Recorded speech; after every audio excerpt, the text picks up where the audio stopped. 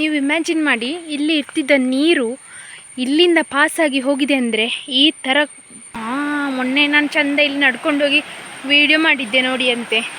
ಈಗ ಅಲ್ಲಿ ನೋಡಿ ಎಷ್ಟು ನಿಂತಿದೆ ಅಂತ. ಮೊನ್ನೆ ಇಲ್ಲೇ ಪ್ರಕೃತಿ ಇದ್ದರೂ ನಾವು ಮನುಷ್ಯರು ಎಂಥ ಸಹ ಅಲ್ಲ ಅಂತ ಹೇಳೋದಕ್ಕೆ ಇದೇ ಸಾಕ್ಷಿ. ಅಂದರೆ ಎಷ್ಟು ಟೆಕ್ನಾಲಜಿಗಳು ಬರ್ತದೆ. ಇದರ ಮೇಲಿನ ನೀರು ಪಾಸಾಗಿದೆ ಅಂತ. ಇದು ನೋಡಿ ತೋರಣ ಕಟ್ಟಿದಾಗೆ ಆಗಿದೆ. ಹೊಳೆಯಿಂದ ಬಂದಂಥ ಕಲ್ಲುಗಳೆಲ್ಲ ತೋಟದಲ್ಲಿ ಉಂಟು. Hi guys, good morning, welcome to my new vlog. ಎಲ್ಲರೂ ಹೇಗಿದ್ದೀರಾ? ಎಲ್ಲರೂ ಆರಾಮ ಸೌಖ್ಯ ಅಂತ ಎಣಿಸ್ತೀನಿ. ಹಾಗೆ ನನ್ನ ಚಾನಲನ್ನು ನೀವು ಮೊದಲ ಸರಿ ನೋಡ್ತಾ ಇದ್ದೀರಾ ಅಂದರೆ ಪ್ಲೀಸ್ ಸಬ್ಸ್ಕ್ರೈಬ್ ಮಾಡಿ, ಅಲ್ಲಿರೋ ಬೆಲ್ಲೈಕನ್ ಒತ್ತಿ. ಹಾಗೆ ನಿಮ್ಮ ಫ್ಯಾಮಿಲಿ ಫ್ರೆಂಡ್ಸ್ ಒಟ್ಟಿಗೆ ಶೇರ್ ಮಾಡೋದನ್ನು ಕೂಡ ಮರಿಬೇಡಿ. ಇವತ್ತಿನ ವ್ಲಾಗ್ ಸ್ಟಾರ್ಟ್ ಮಾಡುವ. Let's go. ಗನ್ನಿ ನೋಡಿ ಇಬ್ಬರನ್ನು ಕರ್ಕೊಂಡು ಹೋಗ್ತಾ ಇದ್ದಾರೆ. ಅವಳು ಸಿಕ್ಕಿದ ಚಾನ್ಸಲ್ಲಿ ಹಾಲು ಕುಡಿತಾ ಹೋಗುದು, ಚಿಕ್ಕವಳು.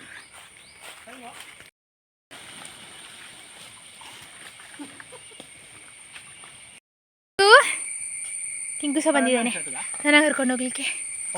ಹಾಂ, ಕೊಕ್ಕರಿಗೆ ಇಲ್ಲ, ಅವರಿಗೀಗ ಹಾಲಿಡೇ. ದೀಪಾವಳಿ ಆಗುವಾಗ ಬರ್ತಾರೆ. ಹೂವಾ ಗನ್ನ ಕೊಯ್ರಿ ರಮ್ಟಾನ್. ಹಾಂ, ಹಣ್ಣು ಮಾಡು ಮತ್ತೆ ಅದನ್ನು. ಮತ್ತು ನಾಳೆಲ್ಲ ನಂಗೆ ಬಲ್ಲಿ ಪುರ್ಸೋತಿಲ್ಲ.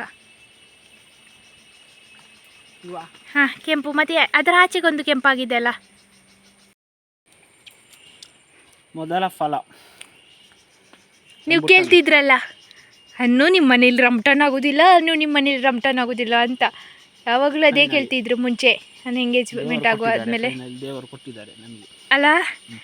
ನಮಗೆ ಈ ವರ್ಷ ಈ ಹಣ್ಣು ಆಗಲಿಲ್ಲ ಅಂತ ಹೇಳಿದರೆ ಉಂಟಲ್ಲ, ಅಪ್ಪ ಗ್ಯಾರಂಟಿ ಕಡಿಸ್ತಿದ್ರು. ಯಾಕಂದರೆ ಇಲ್ಲಿ ಇನ್ನೊಂದು ಮರ ಇತ್ತು, ಅದನ್ನಪ್ಪ ಕಾಯಿ ಆಗಲಿಲ್ಲ ಅಂತೇಳಿ 3 ವರ್ಷ ಆದಮೇಲೆ ಕಟ್ ಮಾಡಿದ ಅಂತ. ದೊಡ್ಡದು ಹೀಗೆ ಇದಕ್ಕಿಂತ ದೊಡ್ಡದು ಗಿಡ ಆಗಿತ್ತದು. ಈ ವರ್ಷ ಆಯಿತು ಫೈನಲಿ. ಎಲ್ಲೆಲ್ಲಿ ಇನ್ನು ಹಣ್ಣಾದಮೇಲೆ ಕೆಂಪಾದಾಗ ಗೊತ್ತಾಗಬೇಕು. ನಾನು ಅಂದ್ಕೊಂಡಿದ್ದೆ ಗ್ರೀನ್ ಕಲರ್ ಇದು ಬೇರೆ ಇದು ಬೇರೆ ಅಂತ.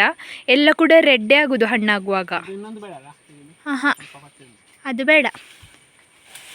ನಲ್ಲಿ ಕೆಂಪಾಗಿದ್ದು 2 ಸಿಕ್ಕಿತು. ಇದು ಉಂಟಲ್ಲ, ಇದು ಕೊಯ್ಯುವಾಗ ಬಿದ್ದದ್ದು.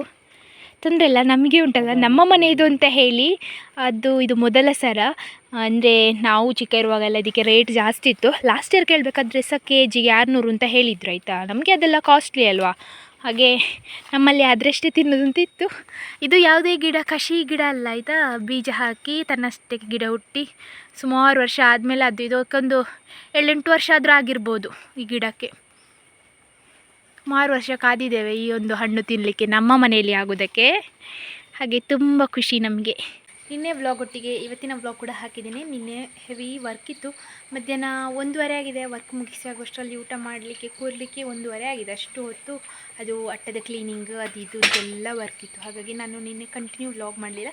ಒಂದು ಸ್ವಲ್ಪ ಸಂಜೆ ಹುಲ್ಲಿಗೆ ಹೋದಾಗ ಸ್ವಲ್ಪ ವ್ಲಾಗ್ ಮಾಡಿದ್ದೆ ಅಷ್ಟೇ, ಬಿಟ್ಟರೆ ಮತ್ತೆ ವ್ಲಾಗ್ ಮಾಡಲಿಕ್ಕೆ ಆಗಲಿಲ್ಲ. ಹಾಗೆ ಅದನ್ನು ಈ ವ್ಲಾಗ್ ಒಟ್ಟಿಗೆ ಹಾಕಿದ್ದೇನೆ, ಮುಂಚೆ ಕ್ಲಿಪ್ಪಲ್ಲಿ ನೀವು ನೋಡಿದರೆ. ಹಾಗೆ ಇವತ್ತಿದು ನೀವು ವ್ಲಾಗ್. ಬೆಳಗಿಂದ ಲೈಟಾಗಿ ಮಳೆ ಬರ್ತಾ ಉಂಟು. ಜೋರಿತ್ತು, ಈಗ ಸ್ವಲ್ಪ ಲೈಟ್ ಆಯಿತು. ಹಾಗೆ ದನಗಳನ್ನು ಕರ್ಕೊಂಡು ಬಂದು ಕಟ್ಟಿದೆ. ಆದರೆ ನಿನ್ನೆ ಇದಕ್ಕಿಂತ ಆಪೋಸಿಟ್ ಆಯಿತಾ. ಬೆಳಿಗ್ಗೆನೇ ಬಿಸಿಲು ಅಂತ ಹೇಳಿದರೆ ಒಳ್ಳೆ ಬಿಸಿಲು. ಈ ಮಳೆಗಾಲ ಎಲ್ಲ ಮುಗಿದು ಚಳಿಗಾಲ ಅದು ನೋಡಿ, ಸ್ಟ್ರೈಟ್ ಕಿರಣಗಳು ಬಂದು ಮನೆಯೊಳಗೆ ಇರ್ತದಲ್ಲ, ಆ ಥರ ಬಿಸಿಲಾಯಿತಾ. ನಿನ್ನೆ ಬೆಳಿಗ್ಗೆ ಏಳುವಾಗಲೇ ಬಿಸಿಲುಂಟು. ಅಷ್ಟು ಒಳ್ಳೆ ಬಿಸಿಲು, ಅಂದರೆ 6:30ಗೆ ಸೂರ್ಯ ಬಂದಾಗೆ ಇತ್ತು. ಅಷ್ಟು ಚೆಂದ ಬಿಸಿಲು. ಅದು ಸಂಜೆ ತನಕ ಸಹ ಮಳೆ ಇರಲಿಲ್ಲ. ಸಂಜೆ 6 ಗಂಟೆಗೆ ಒಂದು ಮಳೆ ಶುರುವಾಯಿತು ಅಂತ ಹೇಳಿದರೆ ಮೇಘ ಸ್ಫೋಟ ಥರ ಬರ್ತಾನೆ ಉಂಟು, ನಿಲ್ತಾನೇ ಇಲ್ಲ. ನಾವು ಅಂದ್ಕೊಂಡಿದ್ವಿ ಹೊಳೆಯಲ್ಲಿ ನೀರೆಲ್ಲ ಸುಮಾರು ಬಂದಿರ್ಬೋದು ಅಂತ. ಹಾಗೆ ಆಯಿತು. ಕೆಲವ್ರದ್ದು ಮನೆಯ ಅಂಗಳ ತನಕ ನೀರು ಹೋಗಿದೆ ಅಂತೆ. ಈ ನಮ್ಮದು ತೋಟದ್ದು ಸೈಡ್ಗೆ ಟಂಚ್ ಹಾಕಿದ್ದಾರೆ ಫಾರೆಸ್ಟ್ ಅವರು, ಅದು ಗರ್ದು ಹೋಗಿದೆ ಅಂತೆ, ಅಷ್ಟು ನೀರು ಬಂದಿದೆ. ಮತ್ತು ಆ ಮಳೆ ನೀರು ಹೊಡೆದದಕ್ಕೆ, ಅಂದರೆ ಹೊಳೆಯದು ನೀರು ತೋಟಕ್ಕೆ ಬಂದು ಹೊಡೆದು ಒಂದು ಅಡಿಕೆ ಗಿಡ ಸಹ ಭೂಮಿ ಸಮೇತ ಕಿತ್ತು ಬಿದ್ದಿದೆ ಅಂತೆ, ಬೇರೆ ಸಮೇತ. ಅಪ್ಪ ಹೇಳಿದರು, ನನಗೆ ಸುಮ್ಮನೆ ಹೋಗಿ ನೋಡಬೇಕು. ಟ್ರಂಚಿಂದ ನೀರು ಪಾಸಾಗಿ ತೋಟಕ್ಕೆಲ್ಲ ಬಂದಿದೆ, ಎಲ್ಲ ಅಲ್ಲಲ್ಲಿ ಬೇಲಿಯಲ್ಲೆಲ್ಲ ಈ ಥರ ಗೆಲೆಗಳು ಸಿಕ್ಕೊಂಡಿದೆ ಅಂತೆಲ್ಲ ಹೇಳಿದರು. ದೊಡ್ಡ ಬೊಳ್ಳವೇ ಬಂದಿದೆ ಅಂತ ಹೇಳ್ಬೋದು. ಅಂದರೆ ಲಾಸ್ಟ್ ಇಯರ್ ಒಮ್ಮೆ ಬಂದಿತ್ತು ಹಗಲಲ್ಲಿ, ಅಂದರೆ ಮಧ್ಯಾಹ್ನ ಅಷ್ಟು ಮಳೆ ಬಂದಿತ್ತು. ಆದರೆ ಈ ಸಲ ಮೇಲೆಗಡೆ ಮಳೆ ತುಂಬ ಬಂದಿದೆ ಅಂತ ಅನಿಸ್ತದೆ. ಹಾಗೆ ನೀರು ಸುಮಾರು ಬಂದಿದೆ. ಈಗ ಬೆಳಿಗ್ಗೆ ಎಂಥ ನೀರಿಲ್ಲ ಹೊಳೆಯಲ್ಲಿ, ಏನಂದರೆ ಏನೂ ಕೂಡ ಇಲ್ಲ, ನಾರ್ಮಲ್ ಯಾವಾಗಲೂ ಮಳೆಗಾಲದಲ್ಲಿ ಹೇಗೆ ನೀರಿರ್ತದೆ ಆ ಥರ ಉಂಟು. ಈಗೊಮ್ಮೆ ಹೋಗಿ ನೋಡುವ ಟ್ರಂಚೆ ಯಾವ ಥರ ಆಗಿದೆ ಅಂತ. ಹೇಳಿದ್ರು ಟ್ರಂಚೆ ಕಿತ್ತು ಹೋಗಿದೆ ಅಂತ ಅಲ್ವಾ. ಇನ್ನೇ ಇಲ್ಲಿಂದ ಪಾಸಾಗಿ ಹೋಗಿದ್ದೇನೆ ನಾನು ಹುಲ್ಲಿಗೆ ಹೋಗುವಾಗ. ಇವತ್ತು ನೋಡಿ ಅವಸ್ಥೆ ಹೇಗೆ ಆಗಿದೆ ಅಂತ. ಅಂದರೆ ಇಲ್ಲಿಂದ ನೀರು ಈ ಕಡೆಗೆ ಪಾಸಾಗಿ ಎಲ್ಲ ಕಿತ್ತೋಗಿದ್ದು. ದೇವರೇ, ಇಲ್ಲಿ ನೋಡಿ, ಇದು ನೀರು ಪಾಸಾದ ಜಾಗ. ಇಡೀ ತೋಟವೇ ಹೋಗಿದೆ ನಮ್ಮದು. ಹಾಂ, ಓ, ಆ ಮರ ಇದ್ದದ್ರಿಂದ ಏನೋ ಪುಣ್ಯಕ್ಕೆ ಅಲ್ಲಿಂದ ಇದು ಅಂತ ಇಷ್ಟು ಭೂಮಿ ಹೋಗಲಿಲ್ಲ. ಅಲ್ಲಿದ್ದು ಮಣ್ಣೆಲ್ಲ ಬಂದು ಇಲ್ಲಿ ನಿಂತಿದೆ ನೋಡಿ ಅಂತೆ. ಓ ದೇವರೇ, ತೋಟ ಎಲ್ಲ ಚೆಂದ ತೊಳೆದು ಹೋದಾಗೆ ಉಂಟು ನೋಡಿ ಹೇಗೆ ಆಗಿದೆ ಅವಸ್ಥೆ. ತೋಟದ್ದು ಪರಿಸ್ಥಿತಿ ಅದೋ ಗತಿಯಾಗಿ ಹೋಗಿದೆ. ನೀರೆಲ್ಲ ತೊಳೆದು ಹೋಗಿದೆ, ಆ ಥರ ಆಗಿದೆ.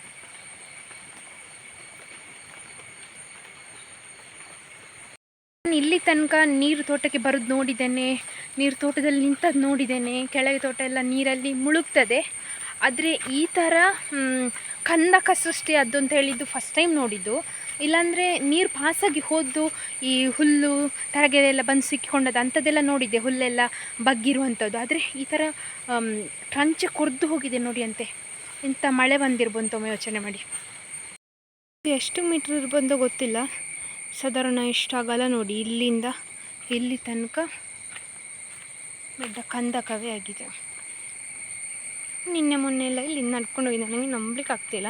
ಬಹುಶಃ ಇದು ಸಹ ಹೋಗ್ತಿತ್ತು, ಆದರೆ ಈ ಮರ ಇರೋದ್ರಿಂದ ಉಂಟಲ್ಲ ಬಾಕಿ ಆಗಿದೆ ಅಂತ ಅನ್ನಿಸ್ತದೆ. ಅಷ್ಟು ಸಹ ಅಂದರೆ ಇದು ಸಹ ಪಾಸಾಗಿ ನೀರು ಬಂದಿದೆ, ಅಲ್ಲಿ ತನಕ ಹೋಗಿದೆ ನೋಡಿ ಅಂತೆ. ಹುಲ್ಲೆಲ್ಲ ಅಡ್ಡ ಅಡ್ಡ ಮಲಗಿದೆ. ಇದು ಹಿರಿಲಿಕ್ಕೆ ಕೂಡ ಸಾಧ್ಯ ಇಲ್ಲ ನೋಡಿ. ಇದರ ಕೆಳಗಡೆ ಎಲ್ಲ ಸಹ ಬರೀ ಇದೆ ಎಂತ ಮಡ್ಡು ಬಂದು ನಿಂತಿದೆ ಆ ಥರ. ಅಂದರೆ ಎಷ್ಟು ಉಕ್ಕಿ ಹರಿದಿರ್ಬೋದಲ್ಲ, ಇದರ ಮೇಲಿಂದ ನೀರು ಬಂದಿದೆ. ಕೆಳಗೆ ಗೊಬ್ಬರ ಹಾಕಿದಿತ್ತು ಆಯಿತಾ, ಗೊಬ್ಬರ, ಸೋಕೆ ಮತ್ತು ಮಡಲು ಎಲ್ಲ ಕೂಡ ಕೊಚ್ಚಿ ಹಾಕಿದಿತ್ತು. ಬರೀ ಗಿಡ ಒಂದು ಬಿಟ್ಟರೆ ಬೇರೆ ಎಂತ ಕೂಡ ಇಲ್ಲ, ಎಲ್ಲ ಕೂಡ ತೊಳೆದೋಗಿದೆ. ಇದು ನೋಡಿ, ಹೊಳೆಯಿಂದ ಬಂದಂಥ ಕಲ್ಲುಗಳೆಲ್ಲ ತೋಟದಲ್ಲಿ ಉಂಟು ನೋಡಿ. ಎಲ್ಲ ಸಹ ಕಲ್ಲೇ, ತೋಟದಲ್ಲಿ ಇಡೀ ಕಲ್ಲು. ಈ ವರ್ಷ ಇಲ್ಲಿಗೆ ಗೊಬ್ಬರ ಹಾಕಿಸಿದ್ದು, ಗೊಬ್ಬರದ್ದು ಒಂದು ಇದಾದರೂ ಉಂಟಾ ನೋಡಿ, ಎಂತ ಸಹ ಇಲ್ಲ. ಇದೆಲ್ಲ ಹೀಗೆ ಆಗಿದೆ ಅಂದರೆ ನೋಡಿ, ಅಲ್ಲಿಂದ ಕೊರೆದು ಬಂತಲ್ಲ, ಹಾಗಾಗಿ ಅದರದ್ದೆಲ್ಲ ಈ ಹೊಳೆಯಲ್ಲಿದ್ದ ಕಲ್ಲುಗಳು, ಮರಳು, ಹೊಯ್ಗೆ, ಚರಳು ಅಂತ ಹೇಳ್ತಾರಲ್ಲ, ಎಲ್ಲ ಕೂಡ ತೋಟದಲ್ಲೇ ಉಂಟು. ಇದು ಸಹ ಎಲ್ಲ ತೊಳೆದೇ ಹೋಗಿದೆ ನೋಡಿ. ಯಾರೋ ಬಂದು ಗುಡಿಸಿದಾಗೆ ಕಾಣೋದಿಲ್ವಾ ಅದರ ಕೆಳಗೆ ಬುಡ. ಅಲ್ಲಿಂದ ಹೇಗೂ ಹೋಗಿದೆಲ್ಲ, ನೀರು ಪಾಸಾಗಿದೆಲ್ಲ, ಇಲ್ಲಿಂದ ಕೂಡ ಪಾಸಾಗಿದೆ. ಇಲ್ಲಿ ನೋಡಿ, ಇದು ಹುಲ್ಲೆಲ್ಲ ಬಗ್ಗಿ ಹೋಗಿದೆ, ಇಲ್ಲಿಂದೆಲ್ಲ ಪಾಸಾಗಿದೆ. ಅಂದರೆ ಇಷ್ಟು ಎತ್ತರದಿಂದ ನೀರು ಬಂದಿದೆ ಅಂತ. ಚಪೋ ದೇವ್ರೇ, ತೋಟಕ್ಕೆಲ್ಲ ಹೊಯ್ಗೆ ಬಂದಿದೆ, ಅಂದರೆ ಮರಳೆಲ್ಲ ತೋಟದಲ್ಲಿ ಉಂಟು. ಇದು ಕೊರೆದು ಹೋಗ್ಲಿಕ್ಕೂ ಇತ್ತು, ಏನೋ ಪುಣ್ಯಕ್ಕೆ ಬಾಕಿಯಾಗಿದೆ. ಇದು ಕೊರೆದೋದ್ರೆ ಗೋವಿಂದ, ಇಲ್ಲಿಂದ ನೀರು ವರ್ಷ ಪಾಸಾಗ್ಬೋದು.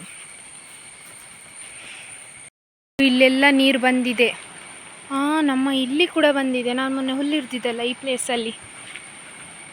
ದೇವರೇ, ಇದು ಮುಂಚೆ ಒಂದು ರೋಡ್ ಇತ್ತಾಯ್ತಾ, ಊರಿನವ್ರಿಗೆ ಹೋಗ್ಲಿಕ್ಕೆ. ಈಗ ಅವರಷ್ಟು ಯೂಸ್ ಮಾಡೋದಿಲ್ಲ ಅಂತೇಳಿ ಕ್ಲೋಸ್ ಆಗಿದೆ.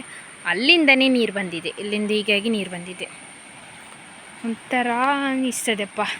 ಹಗಲು ಏನಾದರೂ ಬಂದಿದ್ದರೆ ಹೇಗಿರ್ಬೋದು ಅಂತ ಯೋಚನೆ ಮಾಡೋದು. ರಾತ್ರಿ ಬಂದು ಹೋದ್ರಿಂದ ಏನೋ ಅಷ್ಟು ನಮಗೆ ಗೊತ್ತಾಗಲಿಲ್ಲ. ಇದು ಎಷ್ಟು ಕ್ಲೀನಾಗಿದೆ ನೋಡಿ, ಎಲ್ಲ ಚಂದ ಮಾಡಿ ತೊಳೆದಿದೆ ನೀರು. ಅಷ್ಟು ಮಳೆ, ಅಷ್ಟು ನೀರು ಬಂದಿದೆ ನೋಡಿ. ಇದೆಲ್ಲ ಕ್ಲೀನ್ ಮಾಡಿ ಹೋಗಿದೆ. ನೋಡಿದರೆ ಮೊನ್ನೆ ನಾನು ಚಂದ ಇಲ್ಲಿ ನಡ್ಕೊಂಡೋಗಿ ವಿಡಿಯೋ ಮಾಡಿದ್ದೆ ನೋಡಿ ಅಂತೆ. ಈಗ ಅಲ್ಲಿ ನೋಡಿ ಎಷ್ಟು ನಿಂತಿದೆ ಅಂತ. ಮೊನ್ನೆ ಇಲ್ಲೇ ನಾನು ನಡ್ಕೊಂಡೋಗಿ ಅಲ್ಲಿ ಕೈಯೆಲ್ಲ ತೊಳೆದಿದ್ದೆ, ಅದೇ ಜಾಗ ಎಲ್ಲ ಬಂದು ನಿಂತಿದೆ. ಮೊನ್ನೆ ಬಿದ್ದದ್ದು ಅದರದ್ದು ನಿಜವಾಗಿ ನೋಡಿ ಇಲ್ಲಿ ಬಿದ್ದದ್ದು, ಅಲ್ಲಿ ಹಾಗೆ ಇತ್ತು, ನೀರು ದೂಡಿದೆ ಅದನ್ನು ನೋಡಿ, ಅಲ್ಲಿಗೆ ಒಂದಿಷ್ಟು ಅಗಲ ಮುಂದೆ ಹೋಗಿದೆ ಮರ. ನಮ್ಮದು ಇಲ್ಲಿ ಈ ತೋಟಕ್ಕೆ ನೀರು ಬರ್ತಿರಲಿಲ್ಲ, ಅಂದರೆ ಇದು ಚೂರು ಎತ್ತರದ ಜಾಗ, ಮುಂಚೆ ಇಲ್ಲಿ ರಬ್ಬರ್ ಇತ್ತು, ಆದರೆ ಇಲ್ಲಿಗೆ ಸಹ ಈ ಸಲ ನೀರು ಬಂದಿದೆ. ನಮ್ಮದು ತೋಟ ಹೇಗೂ ತಗ್ಗಲ್ಲಿ ಇರೋದು, ಇಲ್ಲಿಗೆಲ್ಲ ನೀರು ಬರ್ತದೆ. ಇಲ್ಲೆಲ್ಲ ಹುಲ್ಲಿದ್ದದುಂಟಲ್ಲ, ಇನ್ನು ಇರಲಿಕ್ಕೆ ಸಾಧ್ಯ ಇಲ್ಲ, ಮಿಷಿನೇ ಹಾಕಬೇಕಷ್ಟೇ, ಆ ಥರ ಆಗಿದೆ. ಇಲ್ಲಿ ಒಂದು ಪಾಪ ಇತ್ತು, ಅದು ತೇಲ್ಕೊಂಡು ಹೋಗಿದ ಅಂತ. ಹಾಂ, ಇಲ್ಲಿ ಒಂದು ದಾಟ್ಲಿಕ್ಕಿತ್ತು, ಅದು ಸಹ ಹೋಗಿದೆ. ಅದು ನಿಲ್ಲುವುದಿಲ್ಲ, ವರ್ಷವು ಪಾಪ ಹೊಸತ್ತೆ ಹಾಕೋದು. ಇದು ಇಲ್ಲಿಂದೆಲ್ಲ ನೀರು ಪಾಸಾಗಿ ಎಲ್ಲ ಇದುಂಟು, ಕೆಸರು ಕೆಸರೆಲ್ಲ ತೋಟದಲ್ಲಿ ಉಂಟು. ಅದು ನೋಡಿ ನಮ್ಮದು ಅವಸ್ಥೆ ತೋಟದ್ದು. ಅದೇ ನೋಡಿ ಅಡಿಕೆ ಗಿಡ ಬಿದ್ದಿದೆ ಅಂತ ಹೇಳಿದ್ರಲ್ಲ ಅಪ್ಪ. ತಗ್ಗಲ್ಲಿ ನೀರು ಹರಿದು ಹೋಗ್ತುಂಟಲ್ಲ, ಅದು ಇಲ್ಲಿಗೆ ಪಾಸಾಗಿದೆ. ಅಂದರೆ ನಾನು ಎತ್ತರದ ಜಾಗದಲ್ಲಿದ್ದೇನೆ, ಇಲ್ಲೆಲ್ಲ ನೀರು ಬಂದಿದೆ. ಮುಂಚೆ ಇಲ್ಲೆಲ್ಲ ನೀರು ಬರ್ತಿರ್ಲಿಲ್ಲ ಅಂತ, ಅಂದರೆ ಅಷ್ಟು ನೀರು ಬಂದಿದೆ ಅಂದರೆ ನನಗೆ ನಂಬಲಿಕ್ಕೆ ಆಗ್ತಿಲ್ಲ. ನಮ್ಮ ತೋಟ ಹೇಗೆ ಆಗಿದೆ ಅಂತ ಹೇಳಿದರೆ ರಿಕವರಿ ಆಗಲಿಕ್ಕೆ ಸುಮಾರು ಕಷ್ಟ ಉಂಟು. ಇಲ್ಲಿ ಇಷ್ಟು ಹೈಟ್ ಉಂಟು, ಈ ಫಸ್ಟ್ ಲೈನಲ್ಲೇ ನೋಡಿ, ಅಂದರೆ ಇದರ ಮೇಲಿನ ನೀರು ಪಾಸಾಗಿದೆ ಅಂತ. ಇದು ನೋಡಿ ತೋರಣ ಕಟ್ಟಿದಾಗೆ ಆಗಿದೆ. ನಾನು ಮತ್ತೆ ಕ್ಲೀನ್ ಮಾಡಲಿಕ್ಕೆ ಬರಬೇಕಷ್ಟೇ.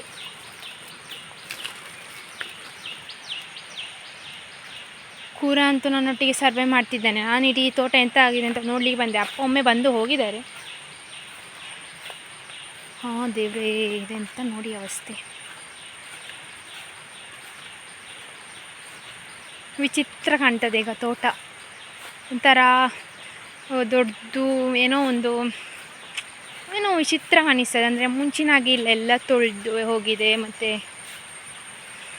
ಹೊಯ್ಗೆ ಎಲ್ಲ ಬಂದು ಸೇರಿಕೊಂಡಿದೆ ತೋಟಕ್ಕೆ. ಬೇಜಾರು ಅನ್ನಿಸ್ತದೆ. ಸುಮಾರು ಜನ ಹೇಳ್ತೀರಾ ಕಮೆಂಟಲ್ಲಿ ನನಗೆ, ನಿಮ್ಮ ಊರು ಚಂದ, ನಿಮ್ಮ ನೇಚರ್ ಚಂದ, ಹೊಳೆ ಬದಿಯಲ್ಲಿದ್ದೀರಾ, ನೀವು ಪುಣ್ಯ ಮಾಡಿದ್ದೀರಾ ಅಂತ. ಹೌದು, ನಾನು ಪುಣ್ಯ ಮಾಡಿದ್ದೇನೆ, ಇಂಥ ಊರಲ್ಲಿ ಬೆಳೆದಿದ್ದೇನೆ ಅಂತ ಹೇಳೋದಕ್ಕೆ. ಆದರೆ ಒಮ್ಮೆ ನೇಚರ್ ರಿವರ್ಸ್ ಎಫೆಕ್ಟ್ ಆದರೆ ಉಂಟಲ್ಲ, ನಮಗೆ 1-2-3 ತಿಂಗಳು ಬೇಕು ಅದನ್ನು ರಿಕವರಿ ಮಾಡ್ಕೊಳ್ಳಿಕ್ಕೆ.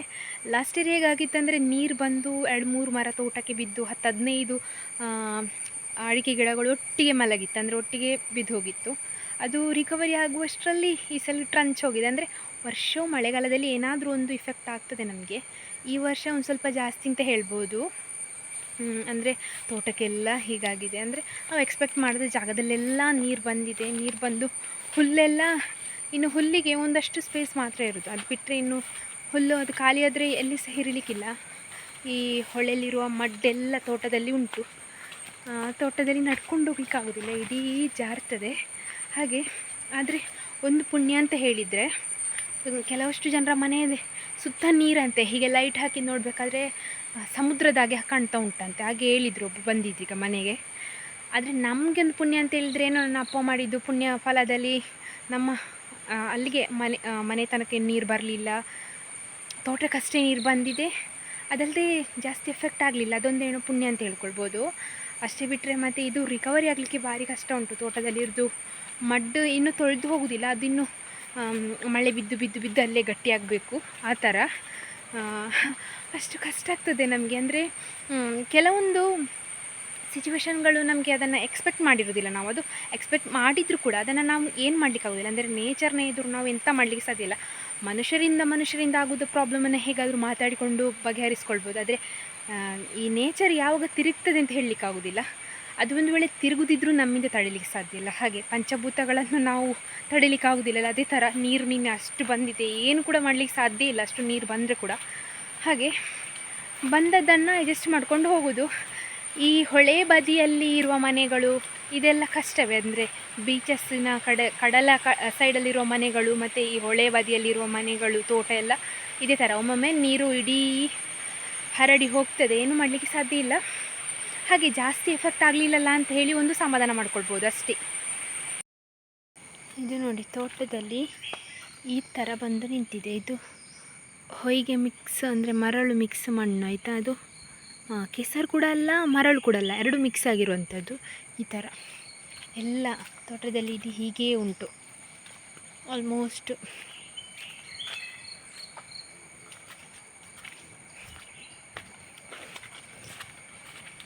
ಇದೆಲ್ಲ ನನ್ನ ಫೋನಲ್ಲಿ ಅಷ್ಟು ಗೊತ್ತಾಗೋದಿಲ್ಲ, ಆದರೆ ಒರಿಜಿನಲ್ಲಾಗಿ ನೋಡಬೇಕಾದ್ರೇ ಒಂಥರ ಅನ್ನಿಸ್ತದೆ ತೋಟ. ಅಂದ್ಕೊಳ್ಳಿ, ಇದು ನೋಡಿ ಹೀಗೆ ಇಡೀ ಹುಲ್ಲು.